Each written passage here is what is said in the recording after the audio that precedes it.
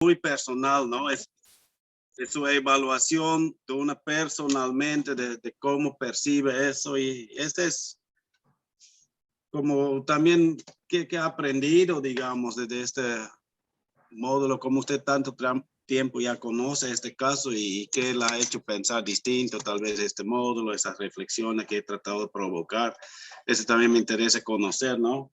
Y qué recomendaciones tuviera, digamos, para la gente involucrada en este caso, hacia las autoridades, cómo conseguir que se cumpla mejor la normativa. Tal vez lo que ya pasó ya no se puede corregir, pero para el futuro evitar tal vez en otros municipios que tienen problemas similares, ¿no? Allá en Santa Cruz es muy grande, con mucho poder, muchos problemas, pero aquí en Riberalta veo tendencias similares, digamos, ¿no? Y qué podemos aprender de esos errores cometidos allá. Todo eso también me interesaría, digamos, ¿no? Pero es real, es El súper... inicio, ingeniero, el inicio del problema, he tenido la suerte de conocerlo por la década final del 80.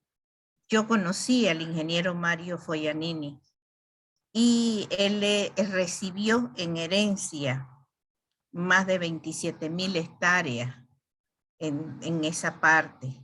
Entonces él, por una necesidad económica, dio la oportunidad de darle un valor a la zona, en razón de que en ese tiempo, pues el metro cuadrado en Porongo no costaba nada, ¿no? Como dice una poesía, la vida es bien barata en Porongo, 4 quesillos por medio y una pelada de yapa.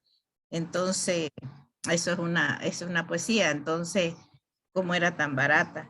Y él inclusive hace un préstamo internacional de organizaciones internacionales en forma personal.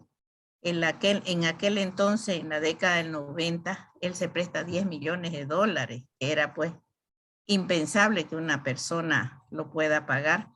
Y con su propio esfuerzo diseña, construye el puente, precisamente para darle una plusvalía a su terreno. Él estaba pensando exclusivamente sobre lo suyo, pero probablemente no tuvo una mirada más a fondo que con la construcción de ese puente iba a causar una transformación que él la veía positiva, pero que llegó a ser negativa, y es una de las causas por las cuales él, llegando a 1999, él se quitó la vida, precisamente porque no podía pagar el costo de su deuda y no salió a flote como él pensaba, y pasaron a terceros sus terrenos, y bueno, la plusvalía ya vino de mano de otras organizaciones que supieron manejar la comunicación para hacer la venta. Entonces, esa degradación que se hace al medio ambiente es con costo de conciencia de autoridades, porque ni el CEARPI, ni la gobernación, y la pelea entre 3 municipios, La Guardia, Santa Cruz y Porongo, son los responsables de la debacle en que se está en este momento debatiendo el río Piraí.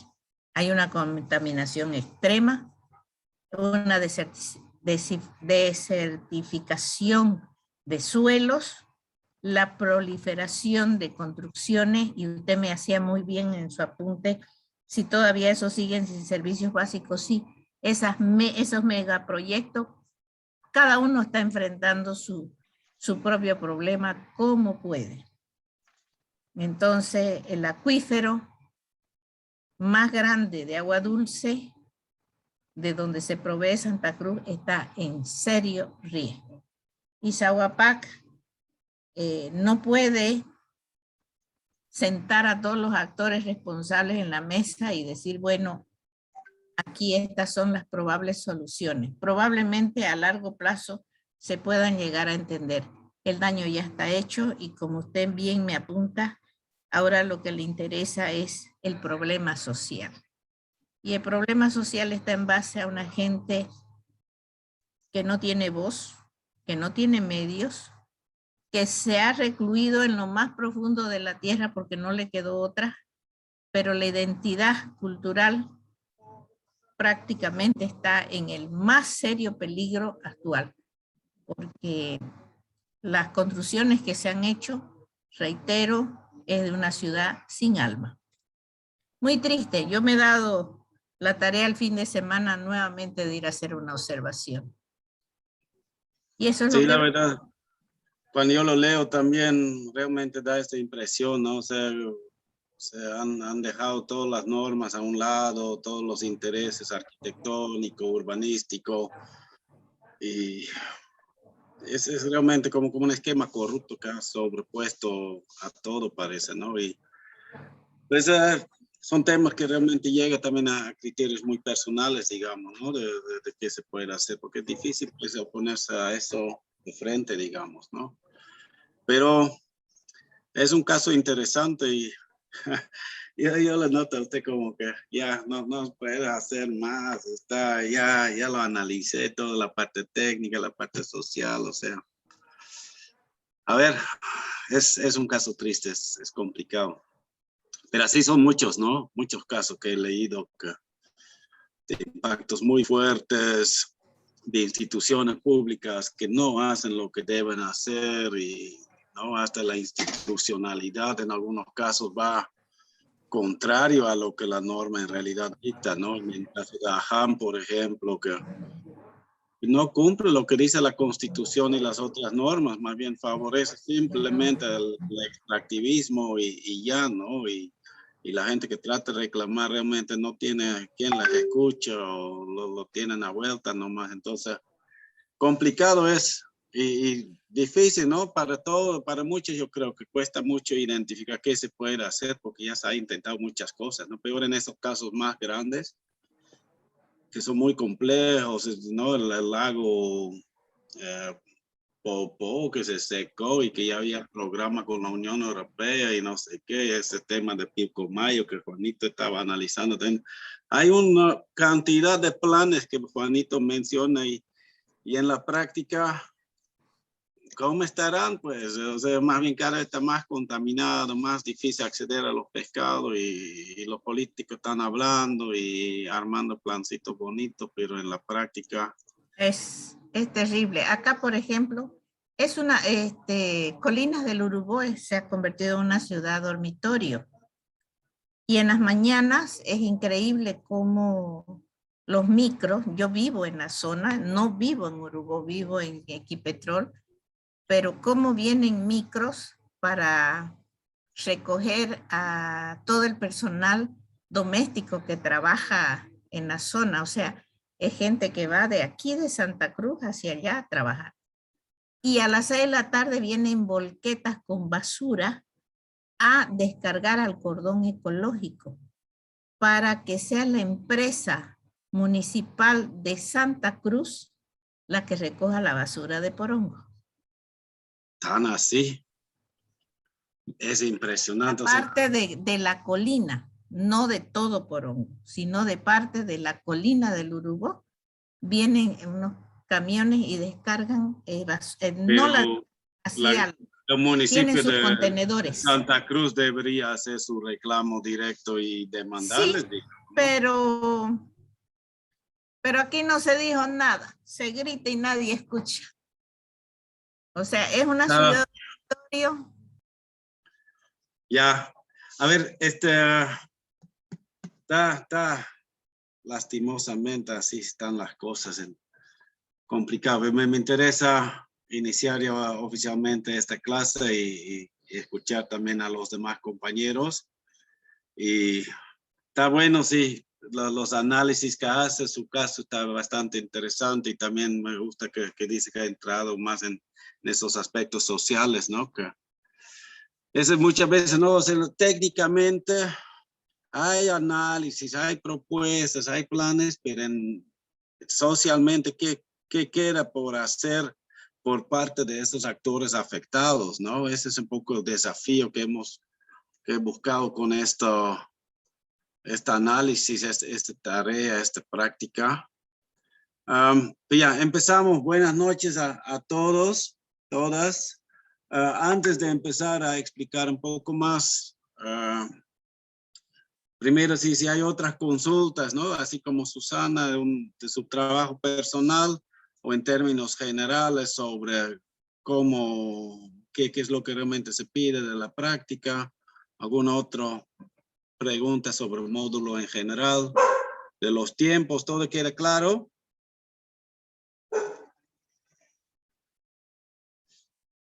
Si quiere, yo lo comparto un ratito.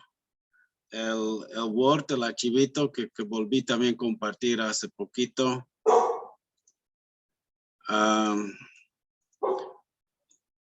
¿Se ve mi archivo Word? Sí, se ve, Inge, pero muy chiquitito. A ver, la amplio. No, la primera parte que había solicitado era que seleccionen un caso donde hay, en lo ideal, una comunidad, una TCO, pero era cuando todavía pensaba que era más un enfoque indigenista, pero al final hay también varios casos urbanos que no hay ningún problema. Entonces, la solicitud inicial era ya que describan el contexto, un poco en términos generales. Veo que varios han profundizado mucho, con muchos datos técnicos, cuando lo principal era, digamos, caracterizar el caso para que yo como lector entiendo dónde están ubicados, en qué tipo de comunidad o TCO, o si es urbano, qué condiciones de vida tienen, qué rubros productivos, pero no hace falta describir tantos grados de promedio y tal tipo de suelo. Principalmente lo que está relacionado a su caso para poder entender qué pasa, ¿no? Nivel de pobreza, identidad cultural, pero dependiendo, ¿no? del caso. O sea, cuando hay una comunidad indígena que se identifica muy fuerte con su cultura, vale la pena profundizar eso. Cuando estamos hablando de un barrio urbano donde es más múltiple la cultura, ya pues no hace falta tanto describirlo tal vez, ¿no? Después la problemática ambiental, como seleccionando ya, o sea, de qué estamos hablando. Entonces la mayoría ya ha logrado aterrizar en eso, ¿no? El contexto, el problema, y ya han entrado en la primera fase, ya en este análisis del conflicto, donde se le tocó muy suavecito y donde ya también identificaron los derechos que están siendo atropellados, aunque están en la Constitución o en otras normas. Ahí no he observado mucha esta parte que me parece, yo quiero salir un poquito de esos análisis muy legales nomás, ¿no?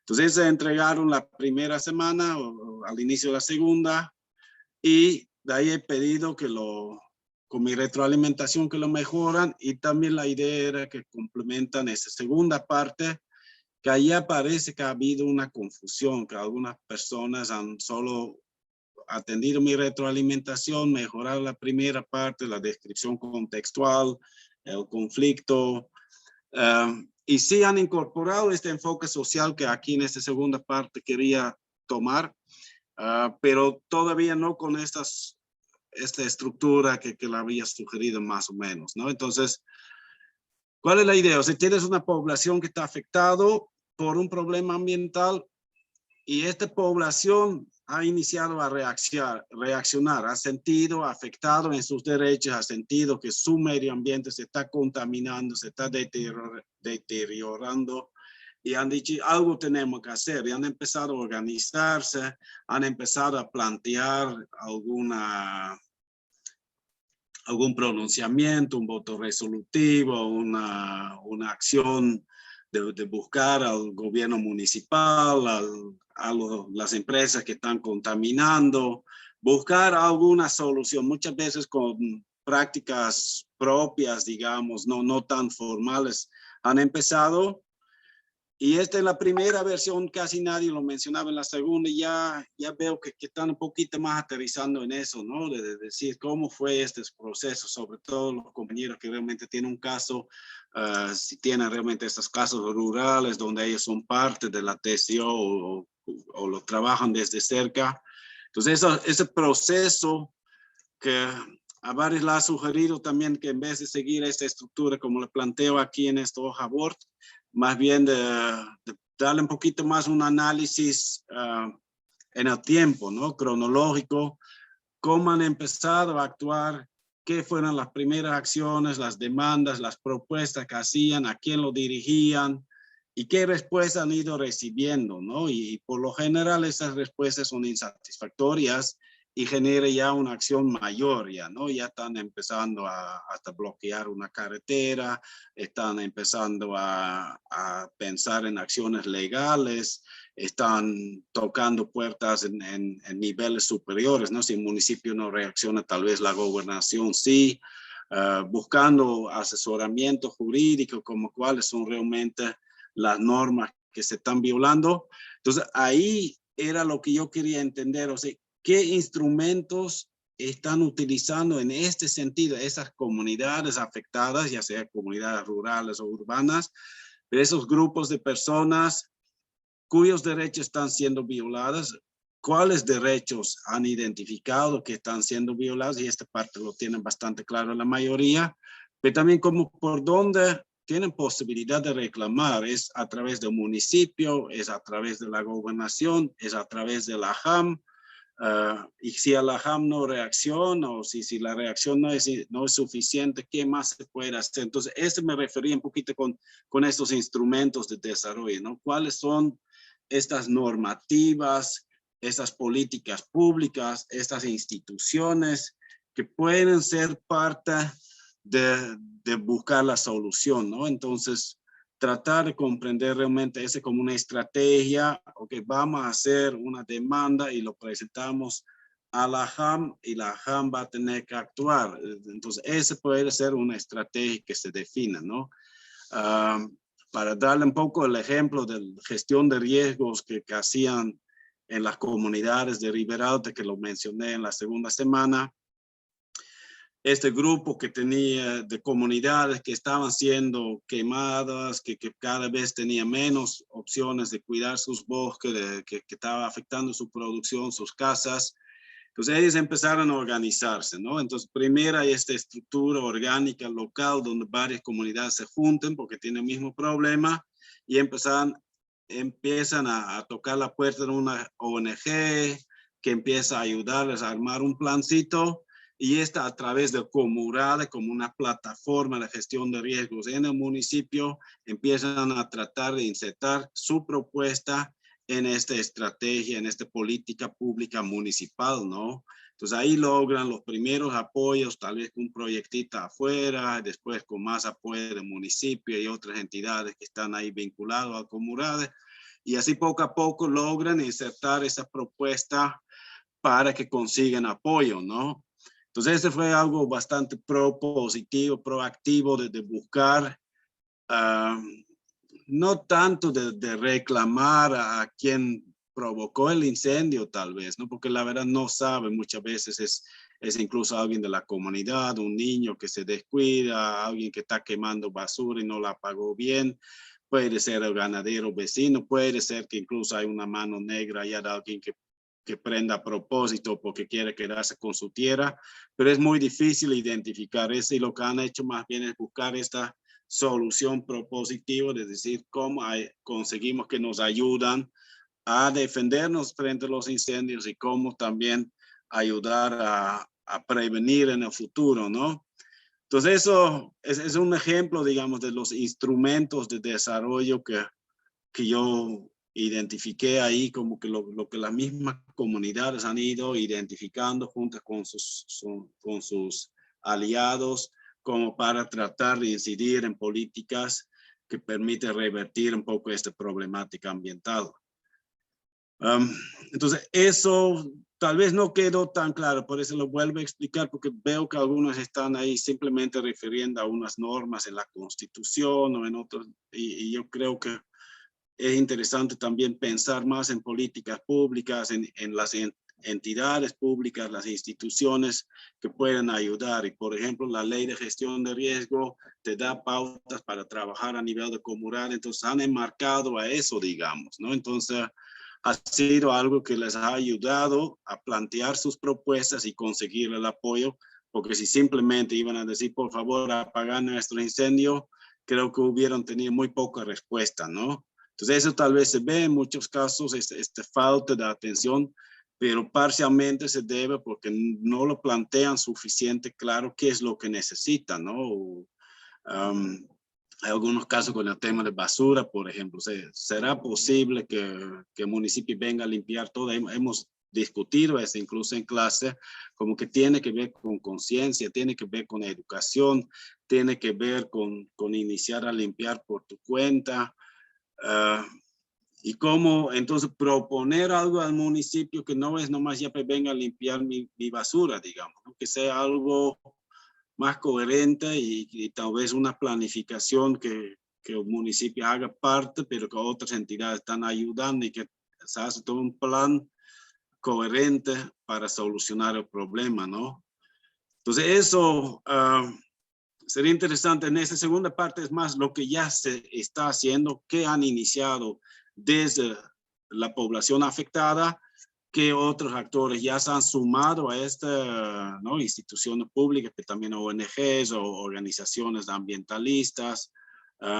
Y la tercera parte, que ojalá ya la están escribiendo, es esta evaluación, como Susana también decía, bastante personal, o sea, realmente un análisis crítico, como ya pues, si tenemos este contexto, tenemos este problema, y esto y todo esto es lo que se ha hecho, lo que están haciendo un error. Por ejemplo, Susana es bastante crítica hacia los grupos ambientalistas que gritan y hacen su escándalo, pero tampoco proponen soluciones más de fondo, tal vez, ¿no? Creen que va a ser posible revertir cuando la verdad no se va a poder ya, ¿no? Entonces, ¿cómo dar soluciones más prácticas, más viables? Y enmarcado también en lo que es el sistema de planificación integral del Estado, las políticas existentes, las normas existentes.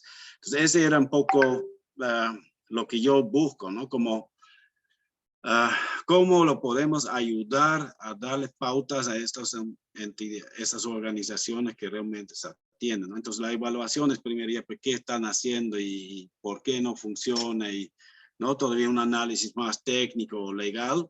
Y ya en conclusiones y recomendaciones también estos criterios muy personales que no necesitan ser públicos, ¿no? O sea, es netamente entre ustedes y yo, estos son documentos internos nomás, entonces pueden hacer críticas y denunciar también esquemas de corrupción que perjudican mucho y, ¿no? Igual había algunas personas que dicen, como yo soy juez agroambiental y ese está dentro de mi jurisdicción, no puedo escribir esto porque no puedo opinar al respecto, ¿no? No sé, la verdad no conozco la norma, pero si este es un problema lo podemos manejar muy internamente y asegurar que ya nadie lo escuche, ¿no? O sea, ahora, hoy día hay todavía posibilidad que alguien presente, pero si las cosas que no debería compartir en público, ya pues no lo presenta eso, digamos, ¿no? Entonces, no sé si este es factible como solución, porque había alguien que decía, voy a cambiar nomás de caso, pero a esas alturas no sé si es una decisión correcta, ¿no? Yo sé que no deberían romper la ley, digamos, pero si podemos buscar una solución que les evita que ese sea un problema, prefiero hacerlo así. No sé si alguien puede reaccionar a eso para aclararme esa figura, si cómo lo ven. Todos callados. Entonces termino un ratito esta explicación de trabajo práctico y de ahí, por favor, me hacen sus consultas, sus preguntas. Entonces haces tu evaluación, sacas tus conclusiones y tus recomendaciones, y la última parte, que es más como un anexo, es tu evaluación personal de cómo lo has visto el módulo y qué reacciones tuvieras y sugerencias para mejorar, ¿no? Yo he tratado de generar estos debates, estos aprendizajes, estos enfoques más sociales y a ver si ha llegado, qué parte logré, qué parte tal vez fallé y qué se podría mejorar para lograrla, dónde faltó la explicación en las clases, los tiempos, si fueron suficientes o no. Todo tipo de crítica, ojalá constructiva, sirva. Y esto, como digo, no es parte de su nota, esa parte. Si no lo quiere meter en su texto, también es bueno y lo mandan por separado, tal vez a través de Shirley o José Luis para que sea anónimo. También es bienvenido. Me interesa, digamos, una retroalimentación. Ya. Y el tema de bibliografía también varios han anexado ya algunos enlaces, algunas informaciones. Entonces eso también me parece bastante positivo. Hay diferentes sistemas de citar, pero no me preocupa mucho. Creo que no viene al caso de asegurar que todos utilicen APA o algo así. Ya, entonces esto, la primera parte realmente un análisis muy técnico, segunda parte mucho más ya social. Y la tercera parte, mucho más ya esta evaluación donde vale mucho más los criterios personales, ¿no? Entonces, con eso termino de compartir. ¿Alguna reacción?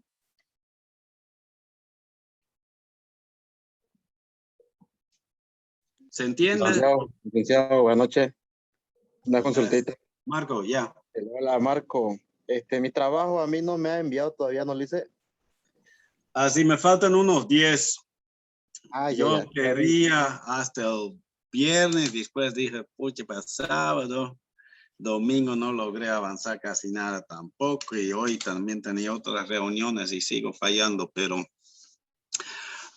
faltan 10, los últimos y mañana temprano creo que me va a dar ya hasta mediodía.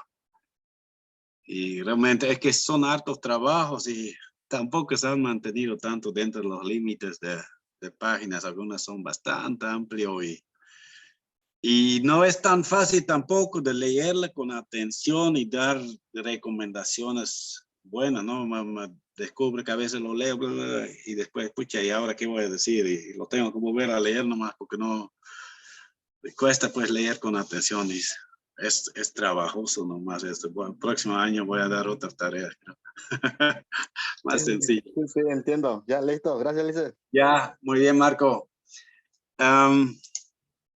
Entonces, esa explicación le quería dar. Yo todavía veo que algunas personas hacen un análisis muy externo, ¿no? Muy desde como abogado, como alguien de afuera, que dice ya pues este problema, incluso con soluciones muy macro, ¿no? Como que la basura tenemos que empezar a separarla, pero pucha, hasta que toda la ciudad separa la basura, el problema en ese sitio específico se continúa, digamos, ¿no? Entonces, ¿qué soluciones más prácticas, más aplicables a corto plazo? ¿Cómo puede reaccionar este barrio que está siendo afectado, esta comunidad?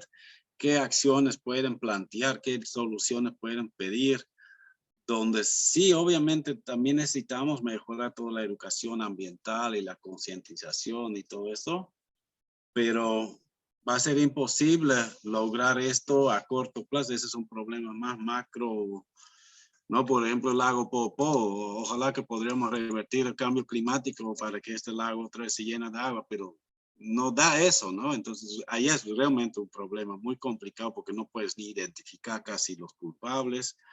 Y lo que sí podrías ver es que no hay mucho accionar desde las instituciones públicas para solucionar el problema que son muy reales para la población Uru, por ejemplo, que está sentado ahí. Y ya qué soluciones entonces puede dar. Allá ya se trata casi de buscar alternativas, fuentes económicas, de empleo. Es todo un caso muy distinto, pero otro desafío grande, digamos, ¿no? ¿Qué se puede hacer? Y también ya pues, bajo qué normas o bajo qué políticas públicas ellos pueden agarrar para exigir que realmente las instituciones del lugar la apoyen a dar esas soluciones y que no sean soluciones muy ajenas a su realidad, ¿no? Que sea realmente algo coherente con lo que ellos mismos quieren. Entonces, hay varios casos así, ¿no? Sobre todo los casos más grandes donde existen esos enormes planes, pero me pregunto si realmente hay resultados tangibles de esto en el lugar afectado, si esta población local está contento con cómo se está ejecutando esos planes, tal vez incluso con la formulación de las propuestas, si esas son propuestas que coinciden lo que esas poblaciones estaban demandando o pidiendo, y la ejecución ya es aparte, ¿no? Y ese es aún mucho más difícil que conseguir, que realmente ese fue lo que se vio con Apopo. Había todo un tremendo plan, pero en la práctica parece que esos recursos iban desviados, ¿no? Y entonces, ¿cómo asegurar que eso no pase? ¿Cuál ha sido la participación de la población local también en todo ese diseño y esta ejecución de los planes? Tal vez más bien por allá falló, ¿no? Que no había un acompañamiento, un seguimiento, y por eso desviaron sin que se dieron cuenta, tal vez, ¿no?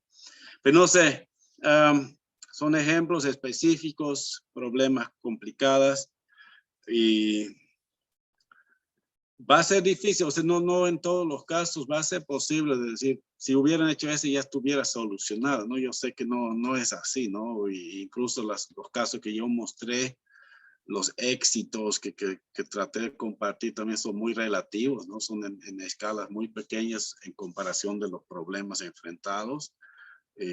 Pero era la idea de tratar de identificar esos procesos sociales que se dan en respuestas a problemas concretos en alguna zona. ¿Alguien más quería hablar? Estoy viendo a Juanito con la cámara encendida. ¿Estás queriendo hablar algo, Juanito? Sí, buenas noches. Sobre el tema contaba respecto a que no pueden hablar del tema porque podrían ser, no son autoridades, podríamos ser autoridades, no podemos emitir criterios respecto a un determinado tema. En realidad, eso no es tan así, ¿no? Por eso yo en alguna intervención he mencionado de que el criterio muy personal que estoy emitiendo en este curso, que tiene fines académicos, no tiene otra finalidad, no puede ser considerado como un prejuzgamiento o criterio anticipado que pueda emitir cuando toque conocer un determinado tema concreto, inclusive el mismo tema que hubiera analizado. Eso porque el juez, cuando le recusen, no le pueden pedir excusa, ni recusarse, ni recusarlo porque haya manifestado criterio anticipado sobre la justicia o injusticia del caso. Este espacio es un espacio académico y tiene esa finalidad, y por tanto por esos criterios que emitan en un curso, en una formación, no pueden ser considerados como criterios anticipados. Eso lo mismo ocurre cuando una autoridad judicial, cualquiera sea ¿no? La materia, civil, familiar, agroambiental, penal, cualquiera. Inclusive cuando hay el tema de la conciliación, se supone que en la conciliación no tiene que haber presión, ni grabación, ni acta de por medio por la autoridad judicial, y entonces inclusive el juez puede pronunciarse o emitir un criterio respecto al fondo del problema y decir, esto es injusto, más te conviene resolver este problema conciliando porque te puede ir, no sé, una situación más peor en un proceso. Por esta circunstancia, como esta autoridad conoce el tema, puede orientar, pero ese criterio que emite en ese momento de la conciliación no puede ser considerado como, en realidad el Código Procesal Civil, si no me equivoco es el artículo 238 del Código Procesal Civil, establece la inexistencia de prejuzgamiento cuando la autoridad judicial expone en la audiencia de conciliación, ¿no? Y esa su opinión no importa un prejuzgamiento de un hecho que está conociendo, inclusive cuando se pronuncia respecto al fondo del tema, ¿no? Entonces, lo mismo ocurre con cuestiones académicas, así que esto tiene una finalidad esa, ¿no?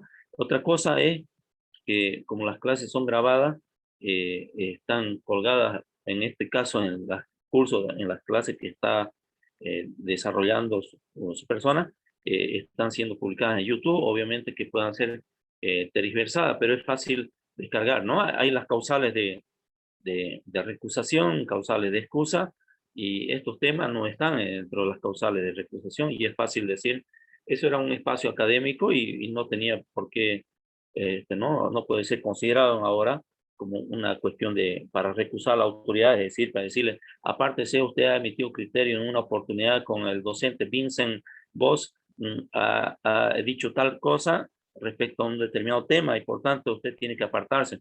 No podría ocurrir eso porque esto tiene fines académicos. Eso nomás quería un poco, tal vez, le pedía ese tema que se aclare un poco, tal vez alguna otra autoridad pueda también un poco exponerlo, ¿no? Sí, me parece muy bien. Gracias, Juanito, por la explicación. Yo la verdad no estoy muy familiarizado con esto y no supe dar mucha respuesta, pero yo ofrezco esto. O sea, si hay ese riesgo, lo mantenemos pues, muy interno. Si me mandan el informe, yo lo reviso y le devuelvo y garantizo que no lo comparto con nadie más. Y ahí también no debería haber mucho problema. Igual los videos de YouTube. Mira, aquí ya 2 días más ya se acaba el diplomado y lo puedo bajar otra vez todo, digamos, lo anulo nomás para evitar ese tipo de susceptibilidades, ¿no? Si alguien dice, no me conviene esto, ya pues lo podemos tomar en cuenta y ayudar a evitar problemas, ¿no? Porque al final, todos esos videos en YouTube son netamente para este diplomado, para facilitar si alguien faltó a clase una vez o si se cortó el internet, no pudo regresar. O también de ver tu propia presentación y darte cuenta cómo podrías mejorar tu forma de presentar. O sea, son herramientas netamente académicas, la verdad es eso, ¿no? Aunque lo leo todos esos casos y da ganas de hacer un libro también, pero eso tendría que pensarlo 2 veces también entonces, pero igual mi tiempo voy a tener, entonces, pero eso, ojalá pues con eso, no me acuerdo muy bien, pero había 2, 3 personas creo que mencionaron esto en algún momento y ojalá que eso los tranquilice un poquito porque realmente a esas alturas empezar a trabajar con otro caso o trabajar con un caso que más bien ni conocen, o sea, lo ideal es trabajar con algo donde ya están involucrados, donde están analizando, donde ya conocen y sí, yo pido esos análisis personales, ¿no? O sea, esto lo hace rico porque ya qué percibe de todo eso, si hay una injusticia y qué se podría hacer y qué autoridad está trabajando mal. Había una presentación de alguien que dijo, ¿no? Como un pronunciamiento de alguien de la gobernación que había dicho aquí es culpa del cambio climático nomás y tranquilo. Y no, pues si había culpables identificables, digamos, y de achacarle solamente al cambio climático era como liberales de culpa a esos actores y como algo cuestionable, digamos, desde esta autoridad competente en el área, ¿no? Entonces, eso más bien lo vuelve interesante, yo creo, de poder identificar ese tipo de acciones que dejan mucho padecer, digamos. Entonces, Juanito, muchas gracias. No sé si alguien quiere reaccionar a ese tema también, tal vez alguien que todavía no estoy convencido, alguien que dice, ahora sí, ya gracias por la aclaración, ya lo entendí mejor. Ya, si quieren ahorita pueden opinar, si no, también en otra manera, si prefieren hacerlo así, no hay Hola, problema. ingeniero. Hola. Eduardo, ¿Cómo está, ingeniero? Buenas noches. En noches. relación a lo que se comentó hace un momento, posiblemente sí pueda generar alguna serie de susceptibilidad de algunos compañeros y a todos en sí a veces, ¿no? O sea, el detalle es yo pienso que tal vez los que están ejerciendo jurisdicción quizás sí les pueda, en cierta medida, si es que están conociendo un caso, ¿no? Si es que estuvieran conociendo un caso, claro, y lo están utilizando para poder hacer sus trabajos, claro, ahí un poquito estarían faltando, ¿no? Porque en la ley del órgano judicial establece, pues, hay faltas graves, leves, graves y gravísimas, y entre algunas de ellas dice, por ejemplo, que las autoridades jurisdiccionales no pudieran dar conocimiento sobre algunos aspectos que están bajo su conocimiento. Sin embargo, tal vez, como usted dice también, solamente manejar ese material dentro del grupo y bueno, eso puede ayudar quizás, ¿no? Es que a veces cuando hay conflictos existe pues, hay dos partes, ¿no es cierto? Los que están afectados y los que supuestamente están afectando. Entonces, a veces los que están afectando son los que se agarran de cualquier herramienta para intentar perjudicar. Entonces, a veces eso Mm, puede suscitarse el conflicto. Entonces, tal vez lo más adecuado sea que cuando estemos trabajando con estos temas, quizás, o sea, mientras no exista una sentencia, no se puede acusar a alguien de algo, ¿no es cierto? Entonces, solamente habría que trabajar con supuestos, digamos, no, o tal vez no tanto supuestos, sino no con acusaciones directas, pero como lo hacen en las entrevistas, pues, ingeniero, por ejemplo, se hace una entrevista y el afectado dice que de esta forma le están afectando, pero entonces nosotros, como si fuésemos periodistas, dirían, no tendríamos que atacar directamente a usted, le están imputando la comisión de tal aspecto, digamos, ¿no? Entonces, simplemente quizás desde esa perspectiva podamos tomar este ingeniero. O sea, tal vez eso también, ¿no? O sea, mientras no exista una sentencia que lo declare a una persona responsable o perjudicial de un determinado acto, no podemos nosotros decir de que se está cometiendo eh, algún hecho, ¿no es cierto? Entonces, tal vez desde esa perspectiva podamos trabajar, pero de que existen los actos, pues, ¿no? Entonces, lo único ya, es cuidar de que no digas directamente, digamos, aquí se rompió este vaso y lo que se ha roto este vaso les perjudica a estas familias porque, digamos, ya no pueden tomar el té en el vasito, ¿no es cierto? Y no directamente acusarle al hijo menor, él es el que ha roto el vaso. Ah, entonces, pero sí en que haya habido una resolución que le diga que ella es la que ha roto el vaso, entonces no se puede hacer eso. Disculpe si es ya. un ejemplo muy sencillo, pero he tratado de explicarlo. Trataremos de hacer lo mejor posible, pues, ingeniero, para que esto salga bien también, ¿no es cierto? Porque, como usted dice, tal vez le va a servir para preparar algún material y sería interesante, ¿no? Pero desde esa perspectiva, del punto de vista, ¿no?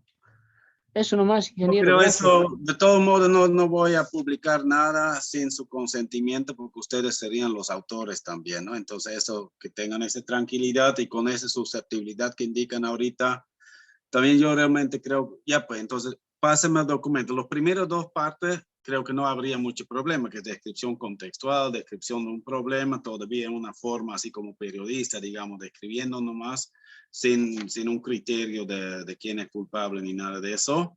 Y en la tercera parte, si tal vez ahí sí corresponde ya ser más crítico y tener una opinión más personal, primero que queda claro que es opinión personal nomás y no una opinión como autoridad.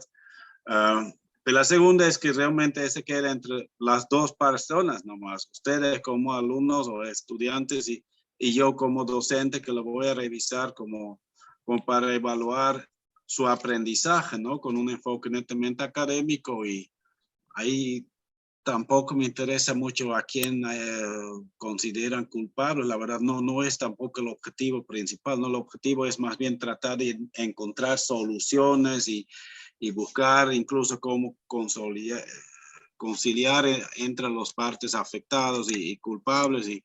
Entonces, espero que al momento que comprometa que no lo voy a compartir con nadie sin su consentimiento, que se siente más tranquilo y si quieren lo marcan incluso y me indican con fuerza y yo con más garantía lo garantizo esto, digamos, ¿no? O sea, si hay esa necesidad de sentirse tranquilo, yo lo puedo escribir incluso y para asegurar que eso no puede generar susceptibilidad. Y eso también los videos, no sé qué opinan todos, ¿no? Si sería, si conviene que ya mañana lo borro todo, digamos, ¿no? O sea, para asegurar que eso no puede generar ninguna susceptibilidad ahí.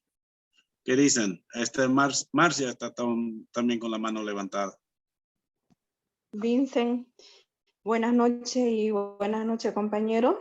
yo lo que quería era manifestar mi opinión y más que todo indicar que en la ley del procesal civil, el Código Procesal Civil dice claramente entre una de las causales de recusación o de excusa del juez haber manifestado criterios sobre la justicia o injusticia del litigio que conste en actuado judicial, dice.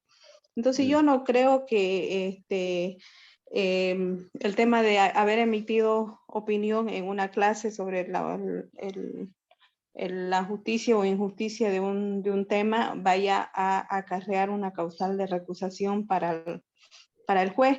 Además, la ley 025, que es la que nos gobierna a nosotros los jueces, está indicando también en su artículo 27, dice, igual de la misma manera, haber manifestado opinión sobre la pretensión litigada y que conste en actuado judicial, dice. O sea, es bien taxativa en ese sentido y no creo que nos llegue, digamos, el haber manifestado opinión en un curso que es vago, digamos, ¿no? Una opinión más vaga. ¿Ya? Ese es mi criterio. Perfecto, y confirma entonces un poco lo que dice Juanito, ¿no? Entonces espero que eso le tranquiliza a las personas que están para que no de forma innecesaria cambien al último minuto de caso por esa susceptibilidad supuesta y más bien terminan su trabajo y aprovechen un caso que ya conocen bien, ¿no? Porque escribir algo sobre algo que no conoce es difícil también, ¿no? Y más bien si ya está involucrado y podría ser mucho más interesante que ya le está estudiando y más bien aprovecha la clase para estudiarle más de fondo que le va a servir para su trabajo incluso, digamos, ¿no? Entonces, espero que así puede ser.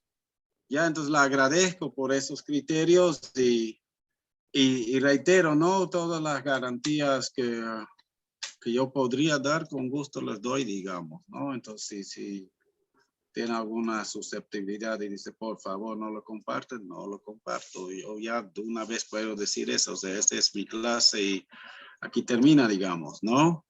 Y con este criterio, como cuando en algún momento me pareciera interesante publicar algo, utilizarlo para alguna nota o algo así, yo lo busco porque ustedes son los autores, pero por derecho de autor ya reconocería eso, digamos, ¿no? Entonces, no sé, Rosa está también con la mano levantada. A ver qué dice Rosa al respecto, o tal vez otro tema ya.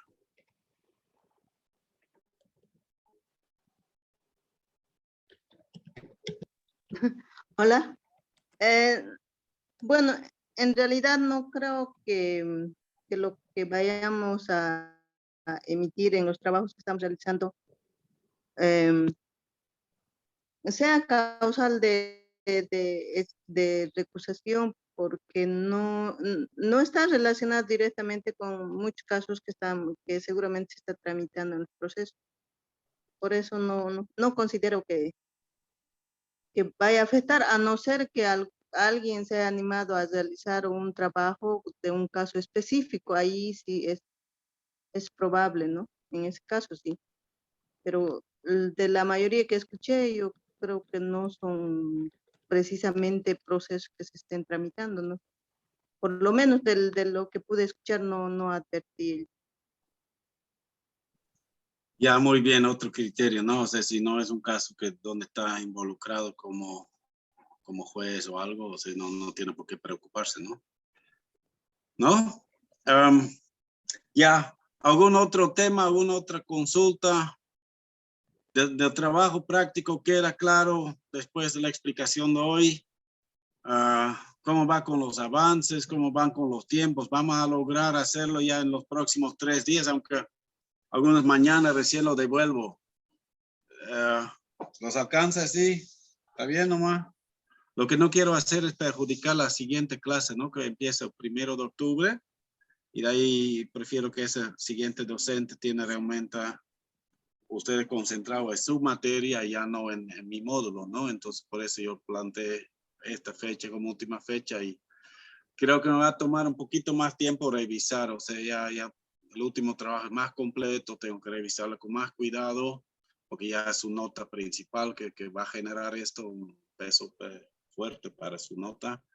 y entonces tengo que revisarla con mucho cuidado y así concentrado leerlo uno por uno me va a tomar tiempito, entonces es el adelanto que no van a tener tan rápida su nota, no sé qué normas hay al respecto también dentro de este diplomado. Si Shirley o Juan José Luis me está escuchando, que me puedan también indicar después, puede ser por WhatsApp o algo así, para que tome en cuenta cualquier norma que hubiera. Pero es un poco adelantando que va a costar nomás son hartos trabajos nomás, es mucho para leer. No sé, ya cumplimos la primera hora, así un poco analizando todavía algunos detalles. Había tomado unas notas, a ver si ya le expliqué esa parte. Ingeniero, pero de las personas que todavía no nos devolvió las observaciones de la segunda parte, porque hay que tomar en cuenta eso para hacer la última parte. Sí, un poco ya algunas cosas dichas así en términos generales que tal vez la aplica también. Y mañana hasta mediodía voy a tener que cumplir nomás con ustedes. Lo siento que me estoy haciendo esperar tanto. Pero sí, no son observaciones muy a detalle tampoco, por si acaso. Todo lo que han recibido ya son términos más generales. A veces incluso cosas más de forma, ¿no? De cómo estructurar el documento, qué tipo de enfoques utilizar. Y va mucho en enriquecer, por ejemplo, la parte social, explicar a qué me refiero cuando digo esos instrumentos, por ejemplo, ¿no? Lo que hablaba hace poco. Sí, esas rutas que están identificando desde la parte afectada para tratar de reclamar sus derechos, para lograr un mayor reconocimiento y buscar soluciones, ¿no? Entonces, esa es la principal retroalimentación que sale. Algunos que no habían incluido la segunda parte todavía. Eso es algo que me preocupó. Yo pensé que había quedado claro en las clases y me doy cuenta que varios solo han hecho el ajuste de la primera parte según mis recomendaciones, pero no han realmente incorporado esa segunda parte. Por eso ahora al inicio le volví a explicar esto, que son 3 partes en total, y en este trabajo debería ser esas 3 partes. No hace falta ya incluir mis preguntas y todo eso, simplemente un texto que incluya todos esos aspectos que se ha solicitado. Tampoco requiere que sigan a pie de la letra mi estructura, los contenidos solicitados, y por ejemplo pueden optar por una descripción más cronológica, empezando con el contexto, con el problema, después cómo la comunidad ha reaccionado, y en ese transcurso de la descripción cronológica ya va incluyendo todos estos aspectos como los derechos afectados, las instituciones involucradas, las estrategias que han ido generando, desarrollando desde la comunidad afectada y así sucesivamente, ¿no? Entonces, eso que queda claro. Hay varios que han incluido alguna foto que me parece bastante útil porque permite entender a veces mejor el caso, pero no es obligatorio. Tampoco se preocupan mucho de poner las lindas carátulas o formatos de letras muy bonitas. Todo eso no afecta la nota, digamos, ¿no? Es netamente el contenido y la capacidad de análisis que demuestran con sus trabajos, ¿no? Esto, ¿no? Las normas, políticas, instancias públicas, esa la he tratado de resaltar ya. Entonces, eso es más o menos lo que puedo explicar. No sé si alguien todavía había la opción hoy día también de presentar algo extra de sus casos. Tal vez si tienen dudas también, alguna pregunta o simplemente como una presentacióncita. De la parte que todavía no han contado mucho, ¿no? Que hagan recuerdo rápido del caso de que estamos hablando y que ya vayan enfocándolo en estas estrategias, esas acciones asumidas y su evaluación al respecto. ¿Alguien está con ese deseo todavía de presentar? Había 2 personas que me habían indicado, ¿no? Que les interesaba hablar hoy. Abraham y Juanito creo que en otras ocasiones habían hablado. No sé si siguen con ese deseo o si hay otras personas también que decían, pero yo me interesa hablar todavía porque mi primera vez hablé muy poco y ahorita ya tengo nuevas informaciones y da para mejorar mi caso. Ese era lo que había ofrecido, ¿no? Para hoy que puedan darle todavía un poco una ampliación para la nota de su presentación verbal, ¿no? Que para todos también es otra nota que ya tengo, ya sea de la primera semana o la segunda semana. Y la otra sería su nota, su trabajo final, que es la principal nota, ¿no? ¿Qué dice Juanito? Sí. Buenas. No sé si hay, tal vez de la primera exposición, no sé si habrá, pero si usted gusta, yo puedo poner, pero tengo que buscar. Estoy sin mi flash, pero tengo que buscar la información para poner, porque preparé en esa oportunidad una presentación. Tal vez como segundo podría ponerlo. Entre tanto busco mi flash memory. Mi Está pendrive bien. Mientras que vemos si Abraham está ya conectado, porque él era una de las personas, está así en la clase. No sé si él todavía sigue con ese deseo de exponer. Buenas noches, Inge. Buenas noches. Hola, Abraham. ¿Qué No, dices? yo quería agradecerle por la revisión más que todo del segundo trabajo, ¿no? En esta revisión que usted me ha enviado del trabajo realizado. Está ya un poco, tengo ya clara la idea sobre la realización, ¿no? Yo había modificado la propuesta del contexto de donde se suscitaba la vulneración de los derechos de los pueblos indígenas y tiene mucha razón en lo que usted me indica en las observaciones de que no solamente afecta a los pueblos indígenas, ¿no? Sino que todos conocemos que Rurrenabaque es una de las poblaciones turísticas de Bolivia. Al frente está el Parque Nacional Madrid, un parque con mucha riqueza en lo que viene a ser la biodiversidad, ¿no? De especies. Entonces, había una afectación, obviamente que hay otros actores también involucrados, ¿no? Lo que más llama la atención en este contexto, ingeniero, es de que en estos últimos años, tanto las operadoras de turismo se habían apegado a estos pueblos indígenas para desarrollar lo que se entiende por turismo sostenible, ¿no? Entonces, había un acercamiento a la operadora de turismo y tenían lugares de los pueblos indígenas que está San José de Chupiamonas que realizan turismo y había como una especie de convenio que ayudaba tanto a que se dinamice la actividad económica tanto de los pueblos indígenas, de otros actores, la operadora de turismo, y que el turismo como principal actividad de fuente de ingreso de esta región, pues ayuda mucho en lo que viene a ser dinamizar la economía de este sector, ¿no? Entonces, ¿qué es lo que se vería afectado con la vulneración de los derechos de los pueblos indígenas ante la puesta en marcha del proyecto hidroeléctrico HPT Bala? Lógicamente que afecta un turismo natural, como decía en uno de los afectados, uno de los actores y operadores de turismo, el turista pues no viene a ver ríos o lagos artificiales, viene a ver lo natural, ¿no?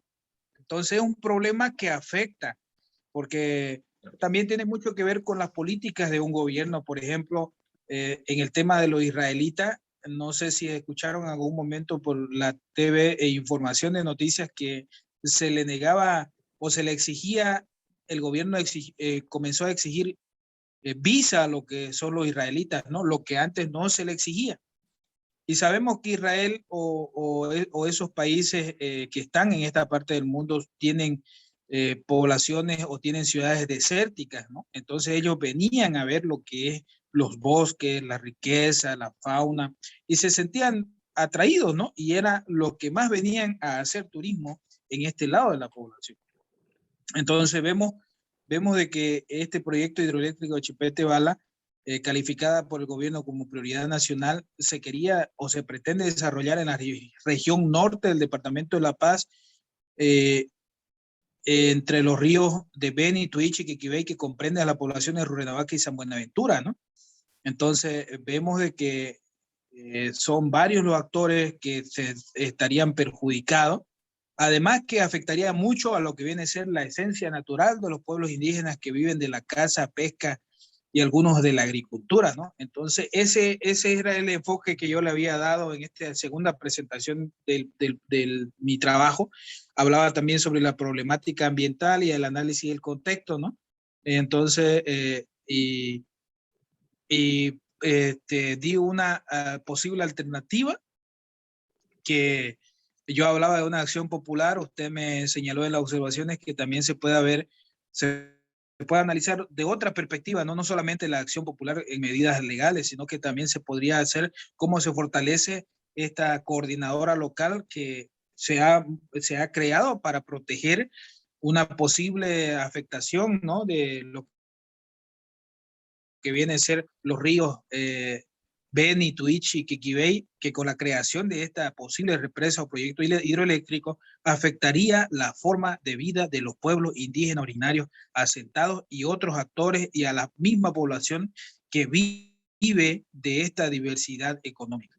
Eso era en resumen lo que quería exponerle yo la vez pasada en mi trabajo y voy a seguir trabajando en las observaciones para la presentación de un tercer trabajo y último, ingeniero. Gracias.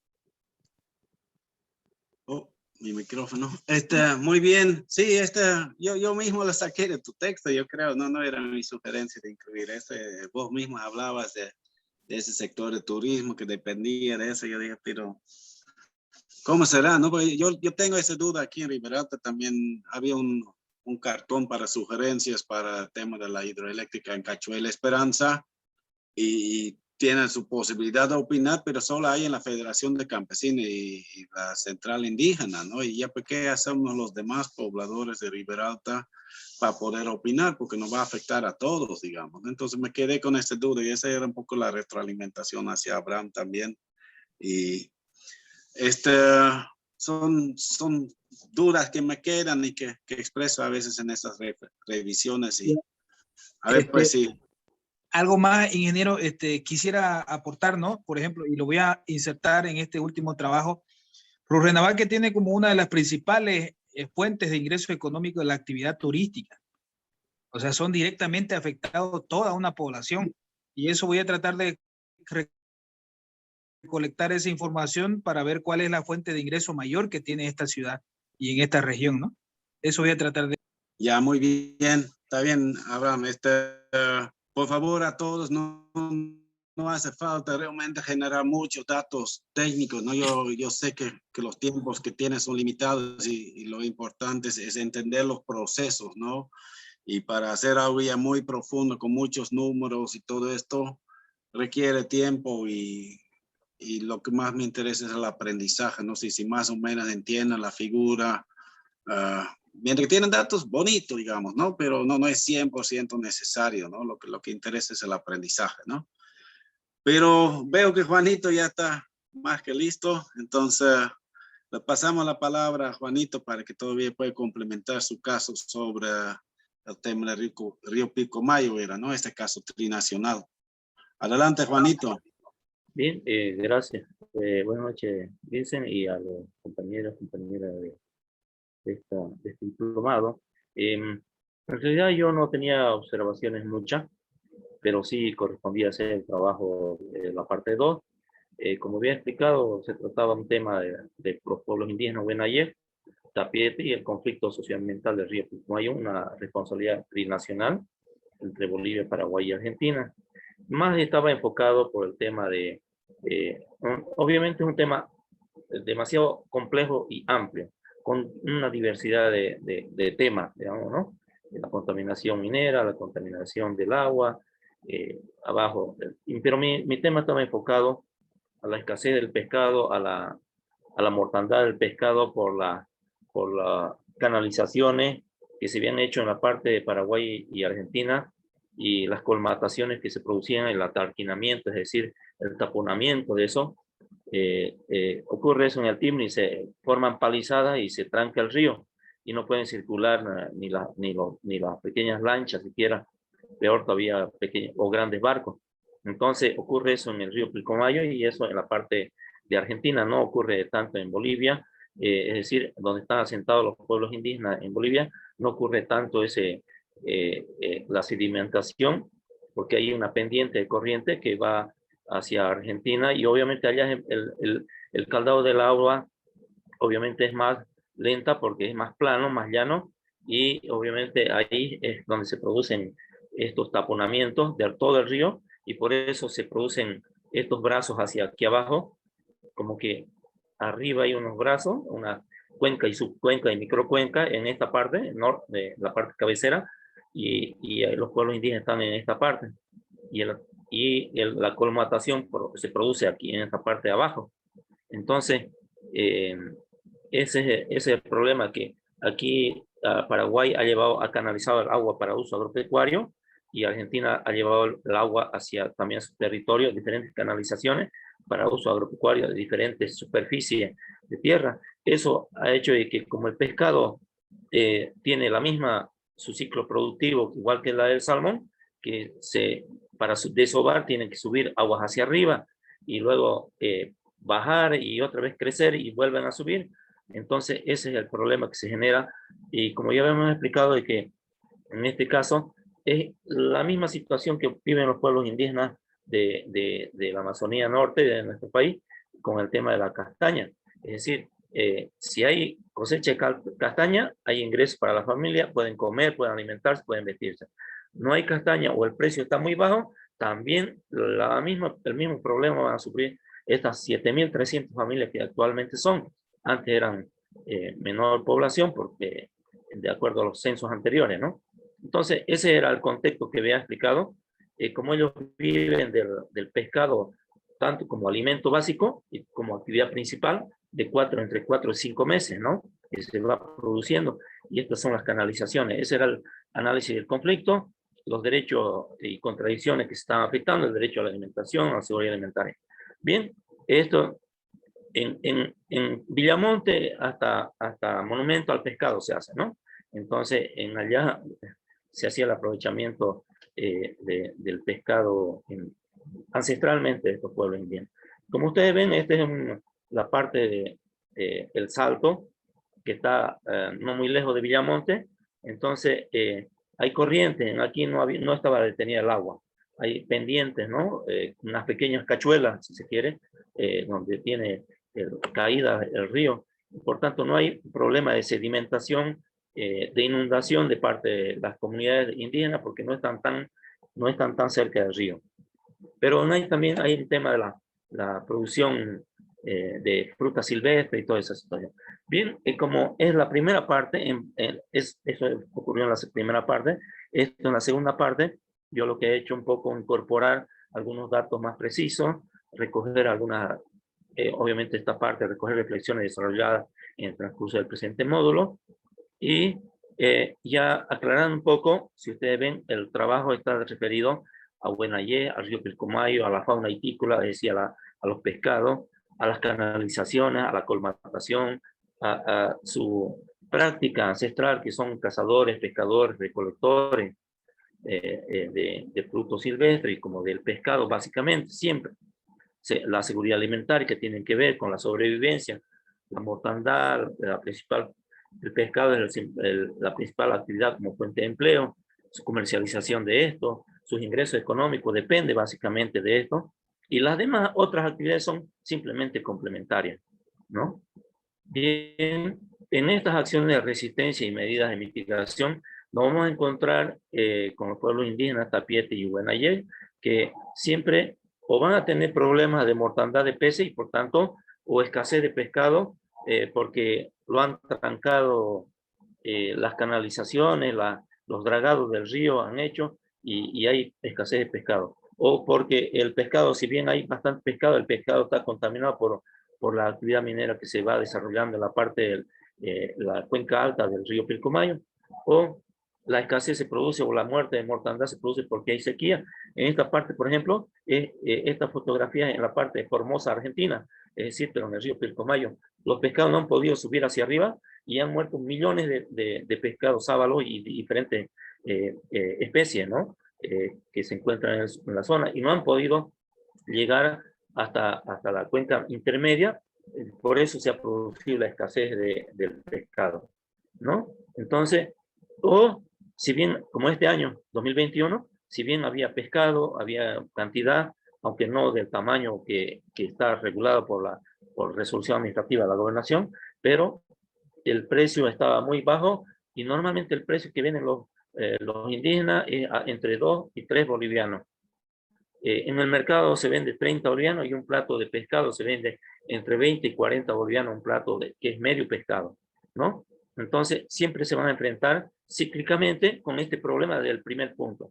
Y como hay ese problema, entonces las autoridades naturales han denunciado públicamente respecto a la escasez, sobre la mortandad, por la canalización o desvío del río que han realizado en la parte de Argentina y Paraguay, lo hecho que afecta el ciclo productivo del pescado.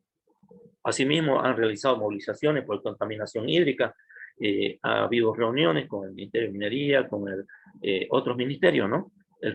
Se han constituido en control social y han hecho denuncias por pesca ilegal o indiscriminada que realizan otras personas en tiempos de veda o inclusive en tiempos donde se suspende la veda, pero que no cumplen las normas, ¿no? Porque se van pescando con el peso no establecido en el reglamento, ni la medida que establece también el tipo de especie de pescado. Asimismo, sobre el control de calidad de agua, en realidad existen 1.800 puestos de control de la calidad del agua que se ha realizado justamente por presión de estas comunidades y también como producto de las reuniones de los países que son parte de la Comisión Trinacional y la Binacional, a través de la Oficina Técnica Nacional del Río Pilcomayo, que se encuentra una oficina en Tarija. Estos se vienen realizando control de calidad del agua en diferentes lugares de la cabecera alta, básicamente del río Pilcomayo. Asimismo, exigen control y fiscalización de las instancias administrativas competentes de los dos gobiernos de Bolivia, de Argentina y Paraguay. Es decir, que en Argentina y Paraguay controlen respecto al uso racional del agua y no afecten al recurso hidrobiológico, es decir, el agua y a todo lo que compone, lo que contiene el río, digamos, ¿no? A efecto de que no afecten a los pueblos indígenas que se encuentran en Paraguay, en Bolivia, así como en Argentina, ¿no? Bien, como es propuesta y estrategia la construcción del desarrollo, se nos había planteado de que se puedan desarrollar un poco una descripción de las propuestas y acciones locales para un desarrollo más sustentable. En este caso, desde hace muchos años vienen haciendo una serie, como en este caso, por ejemplo es del año 2006, es una demanda de necesidades, si se quiere, como una especie de pliego petitorio que se hacían en su momento, donde cual ponían la serie de requerimientos que veían ellos, y entre todos ellos tiene que ver con el tema del pescado, tiene que ver con el tema de la tierra, con el tema de educación, con el tema de salud y diferentes, lo que ahora se llaman planes de vida en algunos pueblos indígenas y otros se llaman planes de desarrollo indígena, como el caso del pueblo Huenayé, tiene su propio plan de desarrollo indígena que han sido planteados, pero que a veces se cumple y a veces no se logra cumplirlo, ¿no? Los indígenas, en muchas entrevistas he podido revisar algunas documentaciones, indican que en la década del 90 aparecieron cualquier cantidad de ONG a estudiarlo. En realidad, los pueblos indígenas ya aparecen en laboratorio nomás ya de algunos estudiosos, pero dicen ellos, muchos han venido, han pasado y nunca han vuelto. Les han ofrecido algún tipo de apoyo, ya sea como inversión, como cooperación, como donación, pero que ha sido muy corto, ¿no? Y se fueron, nunca más volvieron después de hacer un montón de estudios, ¿no? Bien, esto, por ejemplo, las comunidades, este es un campamento prácticamente, se van trasladando durante 4 meses. Aquí, por ejemplo, la veda se levanta en este año 2021, se levantó el 5 de mayo, una resolución, la 161/2021, y se inició la pesca, porque por los primeros cardos del mes se vio que ya estaban subiendo hacia parte de la cuenca intermedia y alta del río. Y entonces las comunidades se van y se trasladan a la orilla del río, todos es como la actividad que desarrolla la castaña. Toda la familia, a papá, abuelo, hijo, niña, todos se trasladan y en época de clase. Entonces se trasladan en mayo y esa actividad se desarrolla hasta mediados de septiembre, en este caso, con resolución del administrativa 165-2021 del septiembre, se ha ya iniciado la veda, es decir, se ha suspendido ya las actividades de pesca. Entonces los niños tienen que volver a clases normales. Cuando hay clases normales, ahorita estamos en tiempo de pandemia, pero cuando son clases normales, el año pasado no hubo pesca, este año sí, pero cuando hay época de clases normales, los niños en realidad su ciclo de clases empieza en septiembre y termina en abril o mayo, y todo lo que es en mayo, junio, julio, agosto, hasta septiembre no pasan clases los niños porque están con su familia, precisamente porque esta es una actividad familiar, ¿no? Integral. Entonces, como propuestas también en esta actividad,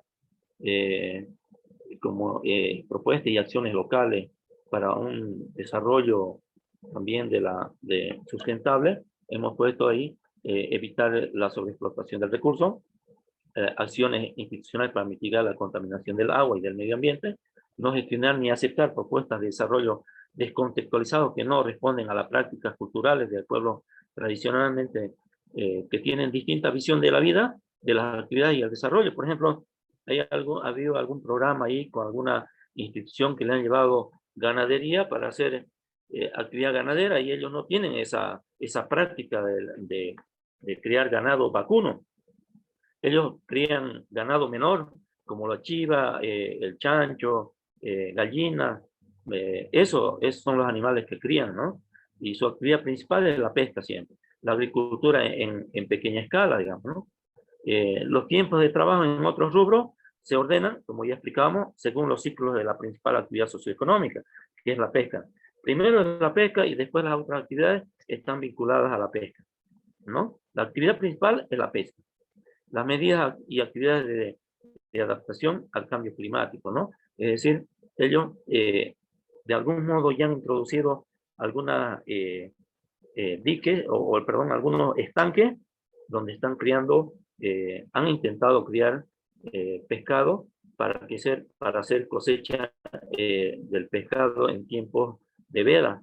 Es decir, continuar con su actividad productiva que siempre han desarrollado histórica y ancestralmente, que es la pesca. Pero en este caso tiene que ser en el marco de la acuicultura o piscicultura, es decir, sembrar los alevines, criarlos, alimentarlos y cosecharlos en el tiempo oportuno y el peso que tengan. Eso para no depender todo el tiempo del río Pilcomayo, digamos, ¿no? Y como propuesta y estrategia de la construcción del desarrollo, obviamente, como ustedes ven aquí, todos niños, mujeres, mayores, jóvenes, todos están en la misma actividad. O sea, la pesca es su actividad principal. Pero después de la pesca, ellos desarrollan actividades de artesanía.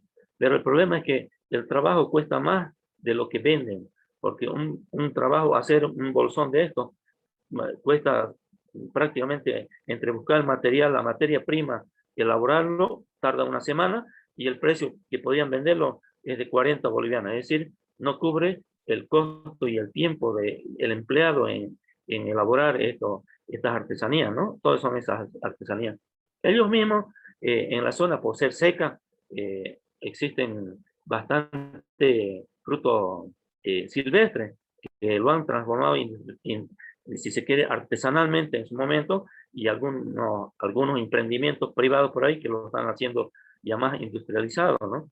Por ejemplo, este es el algarrobo, cupesí o taco que le llaman en el valle, este es el mistol, estos son las ulalas o alguna especie de cactus, y este es el chañar, que estas plantas tienen, aparte de ser alimentos, porque de eso siempre vivieron estos pueblos y por eso están viviendo hasta la fecha, además de tener propiedades alimenticias, tienen propiedades curativas, por ejemplo, que podrían utilizar contra el COVID, porque son hasta expectorantes, son preventivos para este tipo de gripe, y creo que podría ser un buen producto para el tema del COVID, ¿no?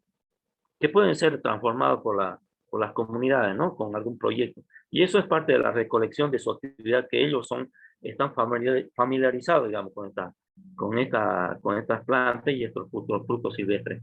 Y asimismo, tal vez, si se quiere hacer algún proyecto en la zona, para acompañar además de la pesca, es crear ganado menor, que es la agricultura no intensiva o a baja escala, que ellos no cultiven para hacer la exportación ni llevar, sino para uso, consumo interno de la familia, ¿no? Que es básica el maíz, el zapallo, el coco, el maní y otros productos.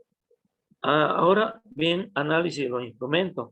Obviamente nos han mencionado que hay varios instrumentos de planificación que están, o algunos están ya señalados hasta la Agenda Patriótica del Bicentenario hasta el 2025, y el SPIE, el PEDES que ya se venció hasta el 2020, pero esta forma de planificación, el PDM, el Plan de Desarrollo Indígena Huenayec, inclusive los planes operativos anuales o los planes distritales, porque en su momento se creó el distrito indígena Huenayec y desde el gobierno municipal se aprobaron estos planes.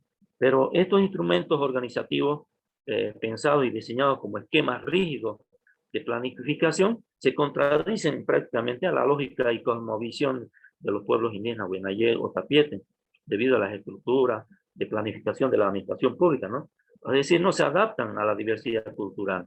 Entonces, asimismo, como otro tema de análisis, como instrumentos legales y políticas públicas que existen en nuestro país, en caso de Tarija existe el gobierno autónomo departamental, el gobierno autónomo regional, el gobierno autónomo municipal, que en este caso sería Yacuiba y Villamonte, con mayor cantidad de comunidades en Villamonte, pero también están organizados por distritos, ¿no?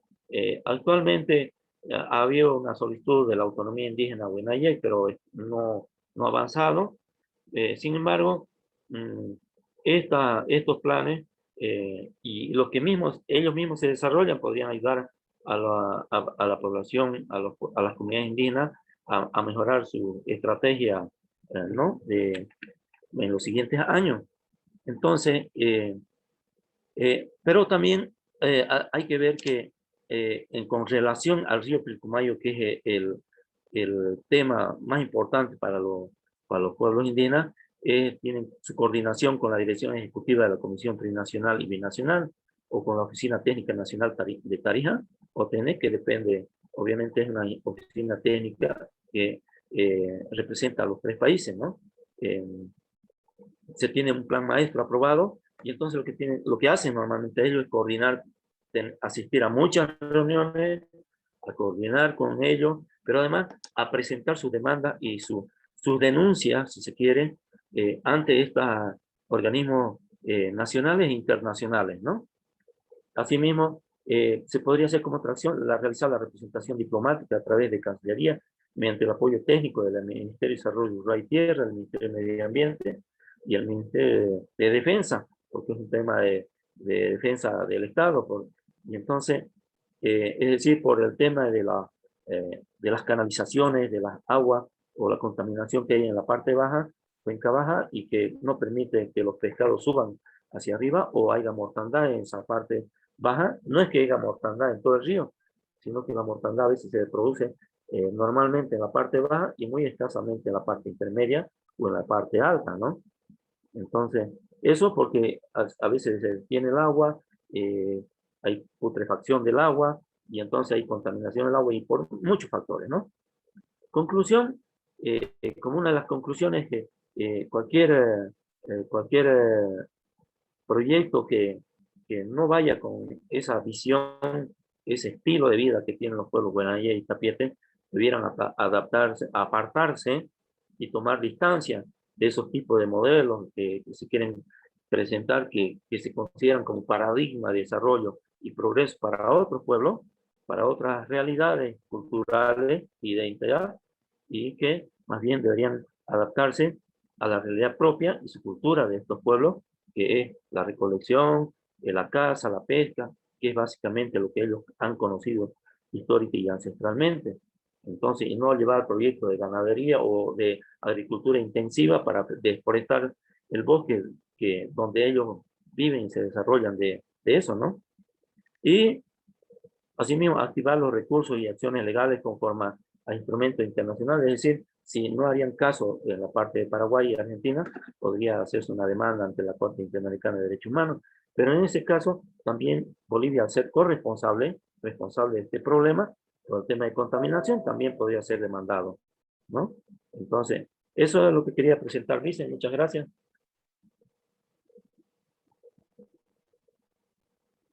Ya, gracias, Juanito. Si yo me quedo con este caso, realmente es una escala enorme, ¿no? La problemática, este tema de desvío, la canalización de los ríos, que afecta a un nivel trinacional, que implica que hay que hacer planes macro grandes, que son negociaciones entre entidades gubernamentales, cancillerías, donde seguro participan investigadores, científicos, autoridades muy altas, digamos, pero donde ya es muy difícil garantizar la participación de los huenayecos o esos pueblos indígenas de forma directa, ¿no?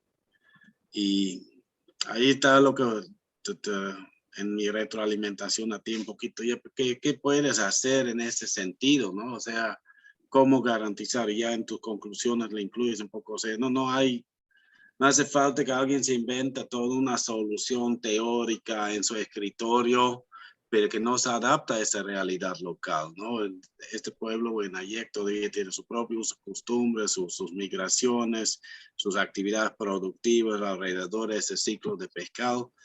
Y decir de repente van a criar ganado cuando 3 meses ni siquiera están para cuidar la vaca tal vez, ¿no? Entonces son cosas que yo veo aquí en la región también muchas veces con la castaña que tiene un ciclo similar y muchos proyectos igual aquí han entregado vacas a comunidades que netamente viven del extractivismo, de la recolección de productos forestales y en su vida han criado una vaca que hasta los tiene miedo, digamos, y ni pastizal tienen, ¿no? Entonces no funciona, pero esta vaca dura hasta 6 de agosto y termina en el churrasco, digamos, ¿no? Y no es culpa del indígena flojo que no valora lo que se le entrega, es culpa del técnico que no consideró esta realidad local y que no planificó bien una propuesta y que sobre todo evitó, no consultó pues a la población local, ¿no? Porque si lo hubiera dicho, podrían haber dicho al técnico de turno, a la autoridad, que estas no son las soluciones adecuadas, ¿no? Entonces ese yo lo retroalimenté hasta Juanito como en su versión escrita. ¿Cuál es su reflexión personal sobre eso, digamos, esos análisis, esas cosas tan grandes como esos plan maestro y todo eso que él menciona, están logrando incidir en que otras van a tener mejor acceso al pescado, realmente mejora su nivel de vida de esta población afectada? ¿Cómo todavía puede participar esta población? ¿Cómo pueden incidir ellos como pueblo indígena en esos trabajos tan grandes? Esas son las preguntas que me quedan un poco todavía, ¿no? A ver si en su fase 3 él lo puede enriquecer esto un poquito más. Pero eso yo creo que aprovechando el momento, ¿no? Como para reflexionar todos, o sea, son varios casos, ¿no? Cuando tenemos este tema del lago Poopó, hay algo similar, ¿no? La Unión Europea con la gobernación de Oruro, de Potosí, o qué sé yo, y dónde queda el pueblo de los Uros allá dentro de qué posibilidad tienen en afectar estos planes y garantizar que realmente los beneficia a ellos como población directamente afectada, ¿no? No, Juanito, no sé si has podido leer ya algunas observaciones mías y si las has podido comprender también a qué me iba, ¿no? Lo leí y lo entiendo y obviamente siempre hay que mejorar. Otra cosa que quiero aclarar, dos temitas. Ese trabajo es imposible haberlo desarrollado en un trabajo de campo por el tiempo, el lugar que nos encontramos y todo ha sido en base a información secundaria, en realidad trabajo de investigación que han hecho muchos investigadores, muchas personas, y además información oficial que maneja la Comisión Trinacional. He puesto ahí la página como bibliografía, y la Oficina Técnica Nacional, que han hecho bastante trabajo de investigación. Es decir, que todo lo hemos basado en base a información que he ido buscando en internet, sea como alguna ONG, instituciones públicas, notas de prensa, las denuncias básicamente, las movilizaciones que han desarrollado. Sí, Está en nota de prensa. Obviamente, si esto sí. Y el otro tema, a fin de aprender y comprender todos estos temas, yo personalmente me he permitido desarrollar desde el primer módulo diferentes temas a efecto de poder un poco comprender más la situación de los pueblos indígenas y diferentes realidades. Mi primer módulo ha sido sobre un tema del TIM, mi segundo sobre un tema agropecuario, contaminación agropecuaria por actividad, obviamente por actividad agropecuaria y uso de agroquímicos, y ahora mi tema está enfocado en otro tema. Es decir, yo personalmente considero que para aprender mucho más hay que diversificar los temas, y cuando ya escoja uno, no sé, la tesis o la monografía que vaya a desarrollar, obviamente ya uno se va a enfocar en el área que más, y el docente que mejor le ha convencido también, ¿no? Porque, depende de eso también. está bien, Juanito. No, yo miré en tu primer trabajo ya, que realmente es una combinación de diferentes fuentes, pero todo adaptado a la estructura y el contenido que yo había solicitado. Y en tu segundo trabajo ya le has dado otro giro muy fuerte, tratando de incorporar estos aspectos más sociales, este tema de la construcción de respuestas. Entonces, es bien interesante ver, ¿no? Cómo reaccionas a los desafíos, y me imagino que no es tan fácil, que hay muchas informaciones que has considerado, ¿no? Tantos diferentes planes y propuestas que mencionas, y tratar de sistematizar eso en 4 o 6 páginas. Es un desafío grande, ¿no? Yo lo veo con varios otros trabajos que la primera, sobre todo, era algunos que habían realmente copiado y pegado un textito periodístico por allá, que son muy útiles algunos, ¿no? Mongabay, por ejemplo, tiene unos análisis interesantísimos que ya incorporan aspectos positivos, negativos, luchas sociales, problemas ambientales. Entonces, son un muy buen punto de partida. Pero ya a partir de eso ya toca hacer el aprendizaje, ¿no? O sea, no copiar y pegar es fácil, pero después ya darle tu propia interpretación, estructurarla, combinarla con otras fuentes, y ese es el gran desafío, ¿no? Entonces me gusta que tú dices ya, pues incluso cada vez otro caso, no es para simplificártelo, pero es para mejorar el aprendizaje. Y eso es realmente lo que busco, ¿no? O sea, la nota que voy a dar ni siquiera me parece demasiado importante, aunque voy a tratar de darle con la mayor seriedad posible, pero más es ese trabajo de aprendizaje, ¿no? Por eso me interesa también incluir esta última parte, esta reflexión personal, donde uno puede decir, ya, ¿por qué aprendí de eso, no? Y qué fue lo bueno de este módulo, qué fue lo malo. Y eso también para generar esa autorreflexión en ustedes, para que sean críticas consigo mismo, y también de pensar bien, ¿no? O sea, ha cambiado mi visión sobre un problema así, que no podría ser que Juanito, por ejemplo, al inicio lo miró muy como un problema trinacional, y ahora se puso más consciente del rol de esos indígenas y cómo garantizar que ellos son parte de las soluciones. No sé, solo estoy inventando, digamos, ¿no? Pero ese es un poquito el tipo de reflexiones. Yo en los 20 años que trabajo en Bolivia he cambiado muchísimo esta forma de pensar, desde que empecé como un estudiante gringuito ahí haciendo mi maestría y simplemente midiendo arbolitos, y cada vez me involucré más con la gente, con las organizaciones y con las políticas, y tratando de dar respuestas que realmente son aplicables también, ¿no? Porque es muy fácil poner algo en papel que suene muy lindo, pero la otra es que en la comunidad realmente ejecutan lo que uno plantea, y esta es es parte de la reflexión que quiero generar, ¿no? Como que con el tema cambio climático es otro tema que tanto discuten y tantas soluciones supuestamente hay, o sea, los políticos ya décadas están discutiendo y cuando nos acordamos